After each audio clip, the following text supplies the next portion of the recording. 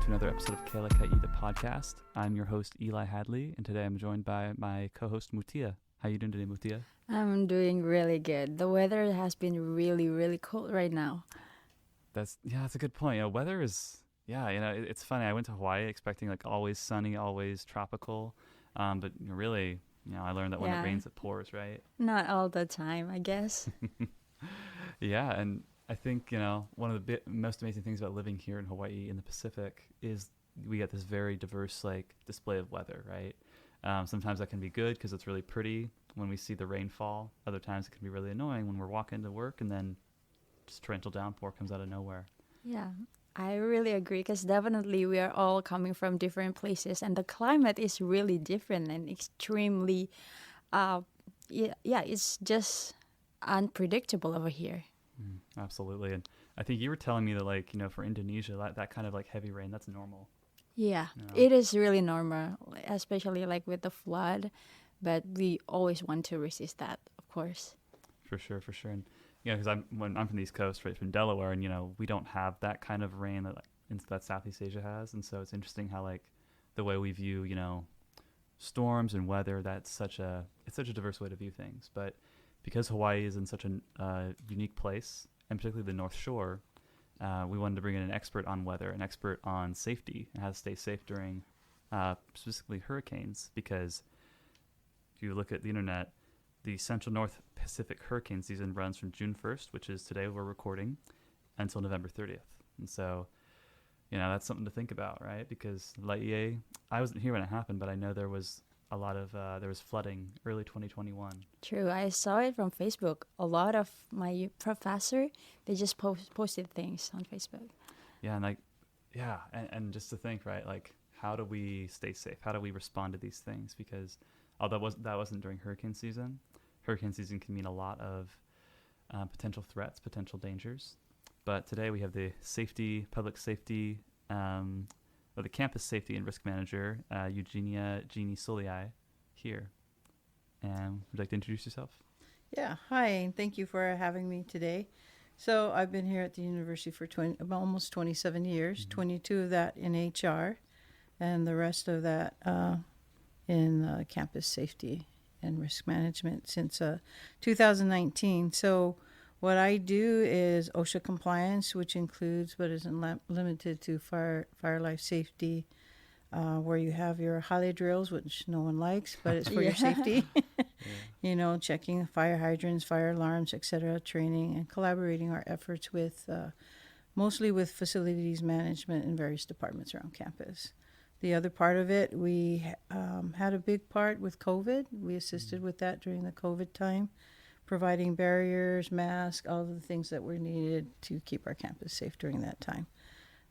We also handle workers' comp, liability claims, and then what we're talking about today, emergency preparedness. That's right. Which involves not only the campus, but we collaborate our efforts with our other entities, which is Polynesian Culture Center, HRI, and the Temple.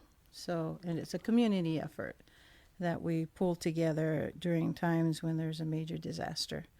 And so I've been involved with the emergencies since 2004. I was asked to be the American Red Cross shelter. So BYU-Hawaii used to be an American Red Cross shelter during times of disasters. Wow. But recently, about 2000, I believe, 17-18, Hurricane Lane came through. We were then told that we were no longer, we are in a flood zone, so no longer an American Red Cross shelter.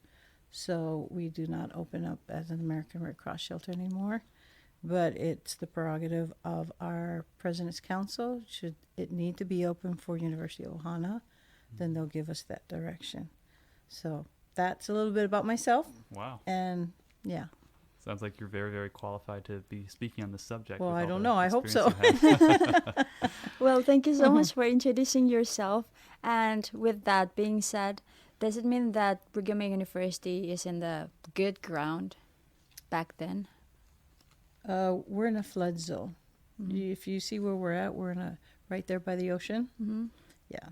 So we're not a good area for an evacuation. So there are different phases of shelters, right? I see.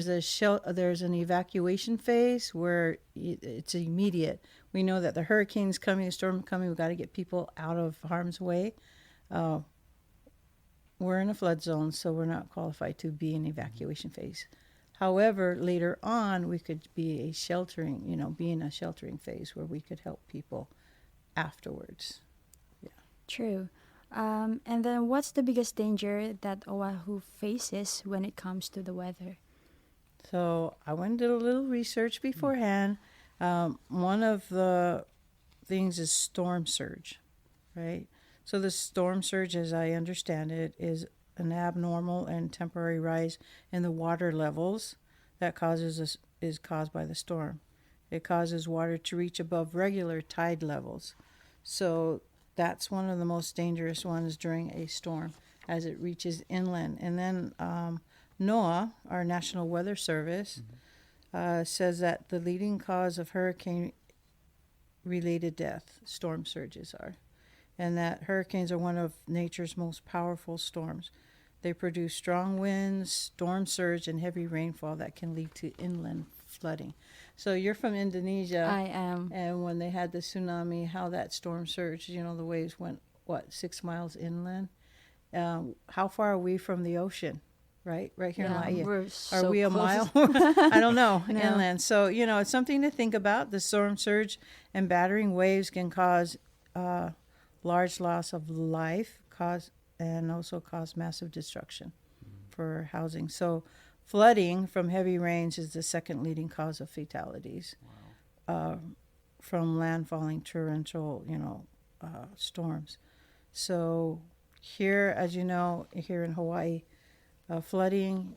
So June 1st to November 30th is the hurricane season. But hurricanes can occur at any time of the year. And rainfalls. So back in 2008, I don't know if any of you were here in 2008. I wasn't here. I just got here on 2017. It was December 7th. I remember it clearly because I lived across from the temple on Nanilua Loop. 5 o'clock in the morning, it's like someone turned on the faucet and it poured. And it rained, and all of Laie flooded majorly. What you saw in, was it 2021 with the major rainfall around March? Was nothing compared to what happened in 2008, December 7th. Wow. So, yeah, where I lived, it was flooded. So Laie is like a sauce plate, right? So there are pockets where there are dips. And so when it rains, there are pockets that flood a lot in this area. So one of the worst hurricanes we've experienced is Iniki. I'm sure you've heard of it. 1992, which hit Kauai the worst, but it also hit parts of Oahu really bad. It was another bad time for Hawaii. I remember my brother who lives here on Yosepo Street, their furniture was floating all over. Oh, wow. Yeah, that's how bad it was. People in their canoes. So it's something those are the things. The storm surge and the flooding are major parts, and the surf, right? The high surf. Yeah. Makes me think of, I remember as a kid, we didn't really get too much hurricane damage in where I was from, but I remember watching on TV Hurricane Katrina. Everyone has heard of that and seeing the damage that was done there. And then I think, too, more recently with like Hurricane Harvey in Texas, right? Yeah. It's amazing, but also terrifying, how much a storm can do, right? How much rainfall can affect people. And, I think you talked about it's really the community effort here, right? Between PCC, between BYUH, between President's Council. And I think that speaks a lot to Laie as a place, right? It is a gathering place, refuge from the storm or refuge from the outside world, but either way it is refuge. So I love that connection you've drawn there. Yeah, and we're just wondering, how did the community deal with it when that happened? So it's a really good question. So BYU-Hawaii, with the surrounding entities, are set up an EOC. So that's the Emergency Operations Center. We're tailored off of FEMA's NIMS organizational chart. So and each organization has its own setup. But in the event of a major hurricane, and we're aware of it, we will all come together and see where everyone is at, what the needs are, what resources are available, and then we watch as the storm comes in and how it all plays out. So we'll all meet together and we'll correspond on a couple of hours, out, see how things are going. Then the organizations go back and take care of their own, organizations and stuff. But the biggest part too are students. Students don't realize how much that they can play. They are an integral part of this preparation. So I've seen many times in the past, how the fields flood with water. Everyone loves playing it. But the thing they also need to understand is we don't know what's in that water either during a storm, right? We don't know what's running off in there and so forth. But students also need to know that the community needs them. And so years back, the stakes, the BYU stakes and whatnot, were organized where students knew how to help, whether it's sandbagging, going out to the community, helping those that need help with the flooding issues out there. Because that's the biggest issue we deal with is the flooding issue. Definitely. Because like you said, it's a kind of sauce dish or a sauce plate, it just collects the water. And you mentioned Hurricane Iniki, and I was reading a bit about that yesterday. I was not alive during that time when it hit in 92. But I remember when I came here in 2018 in Hurricane Lane, that was a big in the news. Yeah. Thankfully, it just kind of skirted around the island. Yeah. I think, just because that has happened, that doesn't mean we're always going to be safe, right? Right. And could you talk a bit, Jeannie, about just the need to be prepared for emergencies? Yeah, sure I can. So the problem is, so everyone knows it's not if a hurricane hits, it's when it hits, are we prepared for that? So the problem I see is people tend to be complacent. For all the hurricanes that are near misses, people tend to be more relaxed. Oh, I don't need to have my emergency kit ready or so forth. And so you can't be complacent in situations like this. So I want to speak first to students, because many times students don't think, I don't need to prepare anything. The university's got my back. True. We're casual about it. You folks think you sit back and say, I don't have to worry. But that's not true. You have a part in all of this. You have to be prepared to have, and I've always reminded my own students to have at least a Ziploc bag with a few, non-perishable cans, crackers, things that you like to eat, because food services will be available to assist. But it may take them a couple of hours to start rationing the food out, right? And if the power goes out and all of that, are you prepared? So every time, so that's the other issue during a hurricane. You may not have power. How are you going to connect with your families, etc.? And if the emergency power is on, we're going to ask you not to use it as much because we're saving that energy. So now, and so those are some of the things I ask students. Have a pair of clothes ready, have some food ready on the side. So the power goes off, you're able to at least have something to eat until food services is up and running to assist you during a hurricane. So it used to be, we used to call it 72-hour kits, right? I remember those. So 72-hour kits are out the window, and now they're called 14, right? 14-day emergency kits. Okay. At least the state of Hawaii is urging its people to have 14-day emergency kits.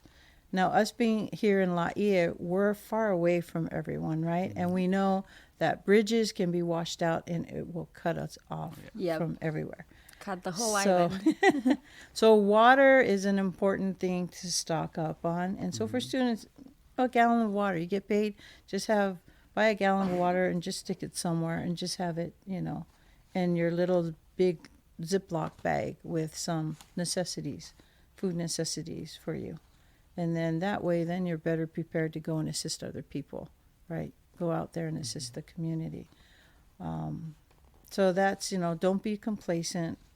Don't wait until a hurricane comes. So I want to share something. Every time a hurricane happens, and you've probably all seen it, everyone's rushing to the store. Everything is bought off the shelf, and I've seen it many times. All the paper goods go first, and then all the major canned goods go. And then there's nothing. And then you see water. The prices get hiked up a lot, right? So it's good. Buy a case at a time, stock it, store it every 6 months, switch it around. so water doesn't get stale. But the other thing is we need to also be cognizant of those who work in these stores. I remember talking to one Foodland worker during one of these events. And I said, when are you going to go home to help your family? He says, the sad thing is people are rushing in, but we need to go home too. So if we're better prepared for these events, people who are working in these grocery stores can then go home and take care of their own families too, right? Yeah. So it's something we don't ever think about because we're rushing to take care of ourselves. But if we really want to help the community and help others, be prepared ahead of time so those people are allowed to go take care of themselves. Yeah, I think we need to be mindful, especially when these kind of things happen, because they all have family. And then if we do panic buying, we're going to buy stuff that we don't really need, but we just like panic, Yes, and then we run out of exactly. it like, at all times. So you prepare ahead of time. The other things that individuals, especially families, you need. So one of the questions that I noticed that would be asked is, who are the vulnerable population during an event like this? So if we think about it, they're infants, they're younger children, they're the elderly, and special needs. So how do we help that community of people during that time? So families need to plan ahead and those who have chronic illnesses, those who are on dialysis, when we're shut off, what's going to happen to them? We only have Koku Hospital here. Right. And if the roads are shut off and they can't get their treatments, then what? Right? So families need to sit down and ask those questions. What if this happens? What are we prepared to do? Electricity goes off, medication needs to be in the fridge. What do you do? Right? It could take, because we're in Hawaii, I don't know how long supplies would get to Hawaii, right? Let's just say, worst case scenario, we here in Laie, Haula, Kahuku, whatever, are shut off from everywhere. You cannot go out or in for a week, 2, even up to a month. What? You're just going to survive. What do we do? Right? So easy for us who can walk around and maybe fend for ourselves. Hard for those who have ailments, who are sick. What's the plan? Right? Yeah. Something to think about, because we have a lot of kapunas in this area. We have those who are on dialysis. We have children who, medication-wise, what do we do? How do we prepare for those things?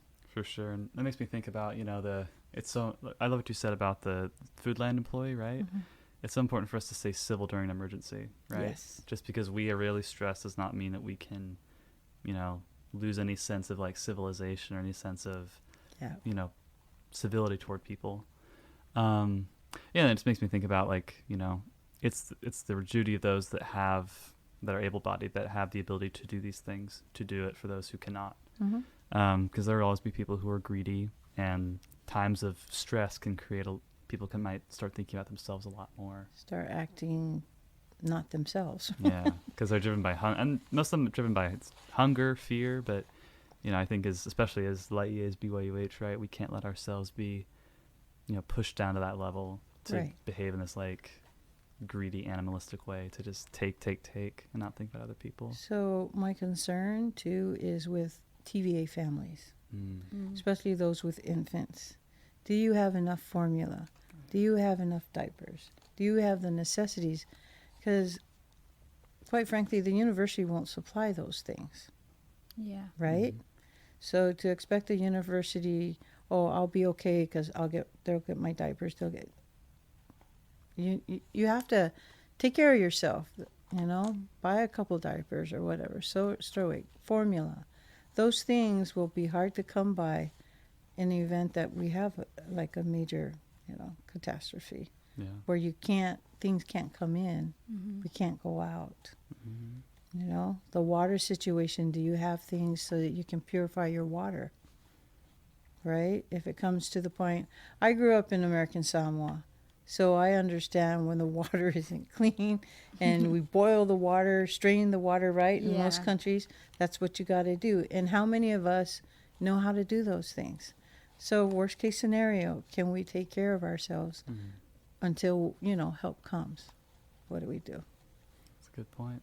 Very, very true. And you mentioned your time during, experiencing Hurricane Iniki, but is there another instance where, you know, let's say there's that you have a really good story to tell about a time where, you know, you had to be, it just taught you the value of being prepared? Okay, so I'll go back to 2008. That sticks out in my mind because of my experience. So I thought I was well prepared because, you know, I was dealing with emergency preparedness.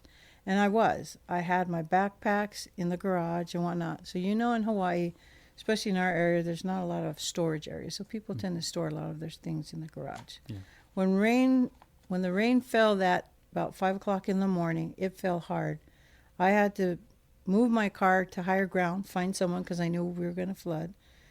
And then I woke up my family and I says, it's raining. And it was raining hard. And it didn't stop. It just kept raining. And then as my garage door opened, it was flooding. The water almost came up into my house. No, so we were watching. I hadn't set up anything for Christmas. And the kids go, isn't that the Christmas tree or ornaments floating up? I go, yeah. So at this time, I was taking care of a handicapped sister, a special needs sister. And the water was coming up really high. And I needed to figure out how to take care of her. And this is why I say you need to know what to do with your special needs. My neighbor next door, thankfully, lived in a 2-story. And I had asked if we could just bring her up there while we were taking care of things. So my son lifted her up there with the wheelchair and took the wheelchair and had her. So I situated that way. Now I had a family that was panicking. What do we do? Because my emergency kits were actually floating in the water too. Oh, wow. So I had to find... So it was gone? Yeah.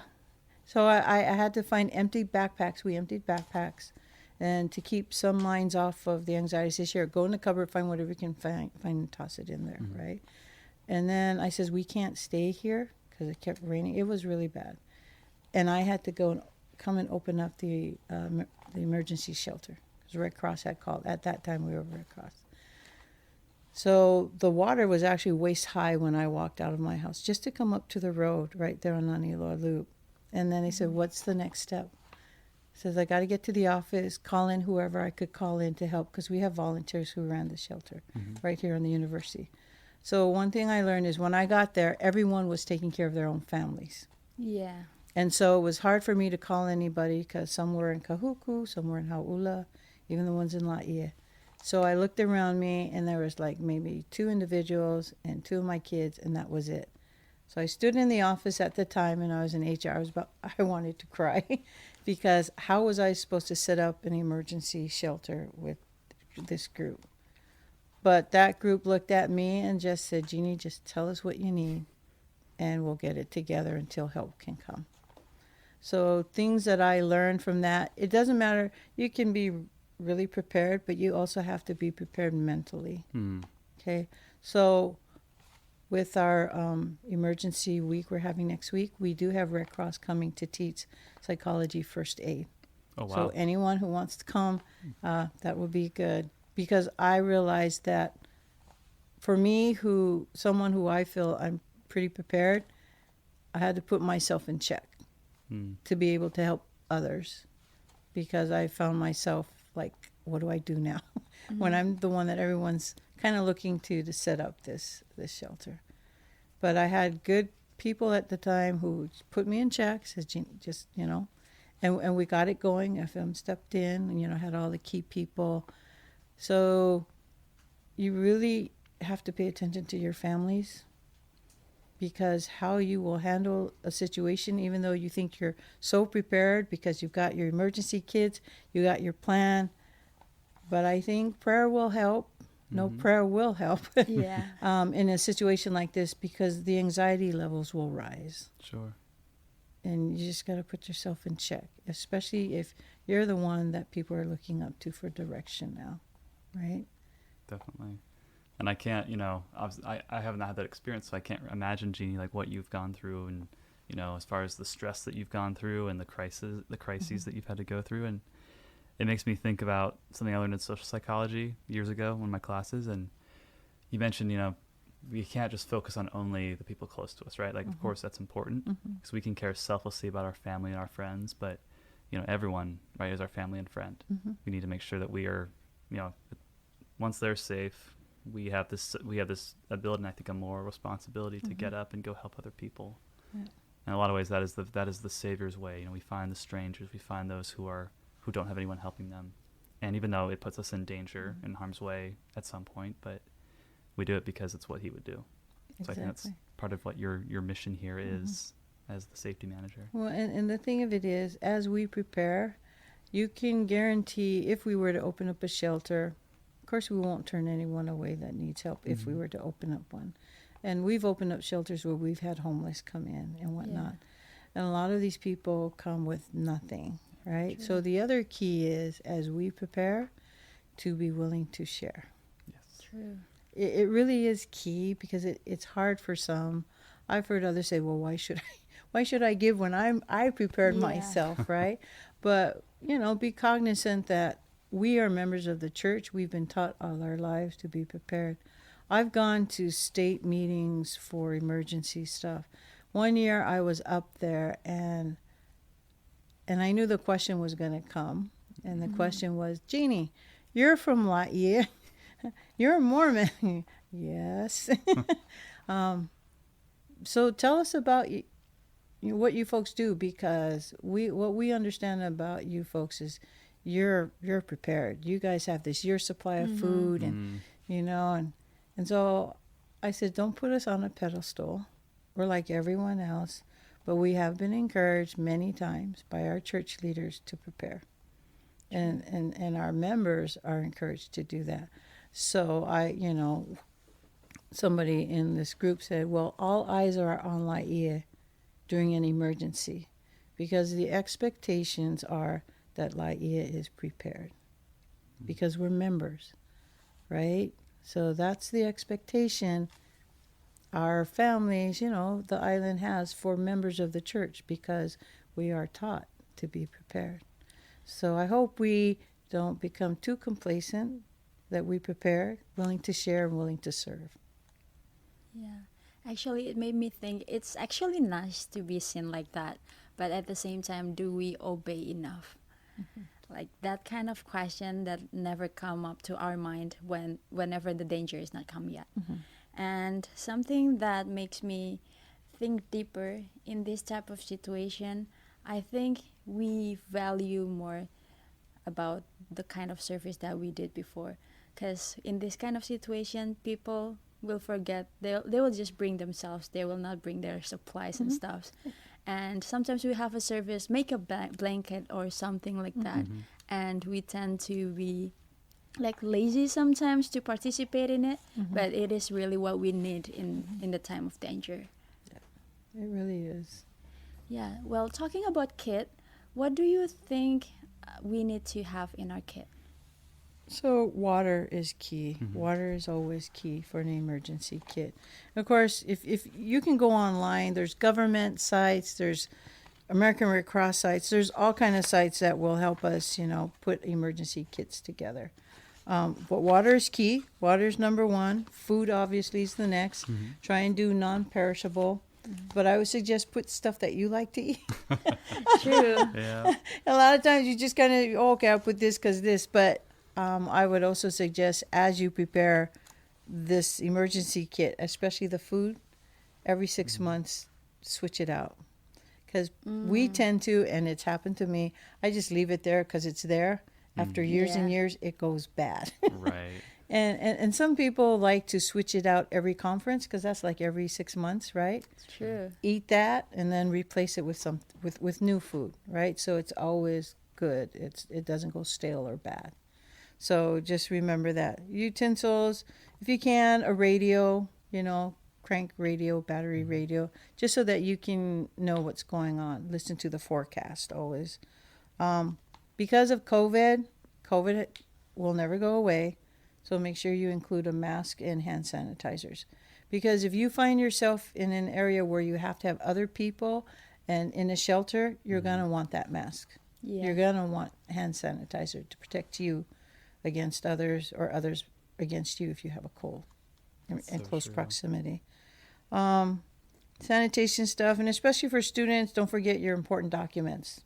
Put them in a plastic bag, your passport, your all of those important visa papers. Keep them there.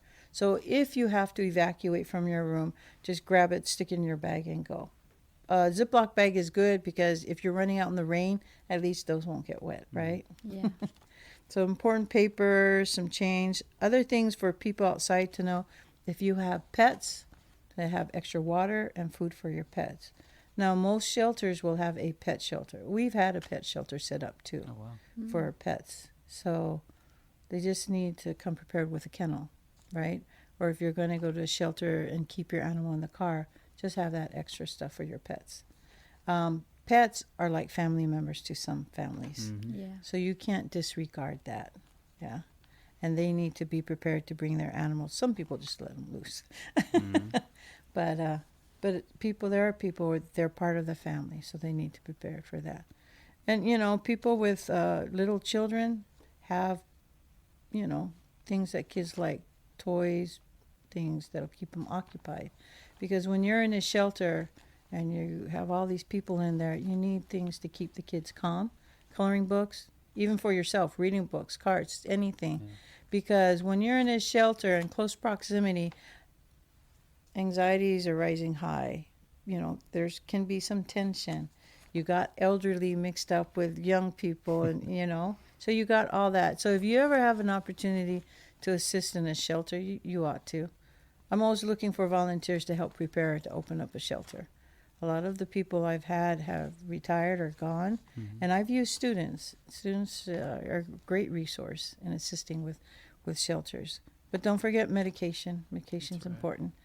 Even though if you don't think you use medication, but if you Mm-hmm. use like Tylenol, ibuprofen, or things like that, have a bottle. Yeah. That's You know? useful. Because situations are tense. You might Right. want some of Mhm. that stuff. Cough medicine, you know, simple things. But again, switch it out every 6 months, you know, and you use it and put something in there for your, but make sure it's a 14-day kit, not a 72-hour kit. Yeah. Absolutely. Extra clothes, you know, blankets, pillows. Mm-hmm. If you go into a shelter, they won't provide any of that. You will end up on a floor. You know, if they don't have cots, not all shelters have cots. So pillow, blanket, something to make yourself comfortable in your family. For sure, for sure. And you mentioned that students, they do a lot of this with you. What are some of the opportunities students have to volunteer? They might not be their job, but are there chances they have to volunteer for your So department? any student who wants to help volunteer during an emergency, please come to the safety office or email us. No, I kid you not, because we have mock setups of the tents. Mhm. We have tents that we mock set up, and I can also train individuals with sheltering. And, you know, learning CPR first aid can't hurt, right, during an emergency. That's true. So those are the kinds of things. If you're interested, catch us on BYUH safety at byuh.edu if you're Perfect. interested in volunteering and helping out during an emergency. And going along with that service, I think I would really want to know, what do you feel every time you help people in that type of emergency? Oh, I have a passion of helping people, and this is why I do what I do. I like to keep people safe. You know, I want people to be safe, but people also need to know that they have a responsibility to help themselves too, Yeah. right? So my job is to train, to help create awareness and letting people know what's available. And that's the other thing is you can be responsible of checking out on the website, right? Google has all kinds of websites you can go to, getting resources. You know, the state has great resources, you know, of how you can help prepare yourself, you know, in the event of emergency. What I get out of it is purely my love for people. Mhm. That, you know, that's it. I just love helping people and making sure people are safe. And at the end of the day, when it's all said and done, at least I know I tried, you know, tried to do my part. And we can all do this. And it's a great feeling at the end of the day. You're totally exhausted, but the feeling you have in yourself, your heart, is a feeling of gratitude that you have the capability to help. Absolutely. It's very much you look beyond yourself, you look beyond your own because I feel like we live in a very selfish world, very self-serving. It's all about me. It's all about, you know, and we talked earlier, right? Sometimes in disasters, people will focus more inwardly, think, okay, I need to go raid the store, get all the toilet paper possible, all the water. But, you know, you have to be thinking about other people and think about, like you said, psychological well-being or psychological first aid, right? Just learn how to balance yourself. Yeah. So thank you so much for sharing that with us. So I think one thing I also want to share, I don't know how many of you heard the siren go off today. Yeah. I had a student ask me what that meant. So the first of every month, the state will test their sirens to make sure that they're working. And if they don't work, you know, we can call in and say, hey, we didn't hear it. But anytime after the first and you hear a siren go off, then you need to pay attention. You better turn on your radio and pay attention to that siren because it's warning you, you know, there's a pending, you know, incoming either tsunami or get ready for the hurricane. The other thing I think, one last thing I want to remind people is during a hurricane, roads may be shut down, right, when it comes. So pay attention, stay off the roads. It's usually then only open for emergency, right, vehicles to come through. And if you're caught somewhere, especially for students, buses will run for certain hours and then they'll stop. So if a hurricane warning, usually we have 3 days a warning, right, out before it hits. Just make sure you're in a safe place, you know, and stay, because the university will probably have everyone shelter in place. That's usually what will happen. Shelter in place, food services will let you know when they're serving meals, etc. Also, students on campus, be prepared for students who are off campus, who will come on campus, right? And when flooding occurs, those on the first floor, if there's flooding, especially in TVA, you know, the older buildings, they flood, they'll be asked to go up to the second floor. So everyone just kind of be ready for that, right? Yeah. Unless the university decides to open up a shelter for those students, Definitely. Yeah. Well, is there anything else that you would like to share, Jeannie? Anything that we haven't asked you?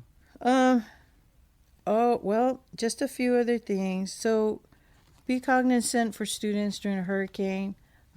Classes, right? You're concerned about your classes, so find out ahead of time what happens if there is a hurricane. You know, are we going to have time?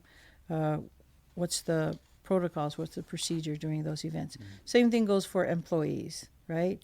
Are we going to be able to come to work? Am I going to get paid? You know, it's those things you want to find out ahead of time. They can contact HR. You know, for students, you know, contact your deans, your academic advisors, or, you know, just listen to, I hope everyone has logged into Everbridge, right, for the emergency notices. Yes, no? I have not, so I will repent of that. really. The university, I think, every semester does put out a bulletin to remind students to log into Everbridge. Make sure your emergency contact information is there so that they can reach out to you. And you'll get notices. Now, these are notices for hurricane, active shooter event, anything major that might occur, power outages. You'll get notices from Everbridge. So pay attention to that as well. And then the last thing I just wanted to say is, you know, President Monson said when emergency hits, preparedness is over. So peace of mind, prepare. Just be prepared. It's true. If we're truly prepared, like you said, you know, we'll have nothing to worry about. Yeah. Right? Just do what we can and trust that God will make the rest, right? Yeah, and then you can come help us. Exactly. Anyone who wants, they can volunteer with safety and security. So that would be a good opportunity for a lot of people. I think I might try that at some point. That'd be great. But yeah. Well, Jeannie, thank you so much for joining us today. And you're welcome. I think this will be a really good episode to help people understand, you know, how to stay safe here, and also just understand how to be more altruistic, caring for the people around them. So thank you so much for joining us. You're welcome. Thank you for having me. All right. Well, that is our show, everyone, and we will see you next week. Mahalo. Mahalo. Mahalo.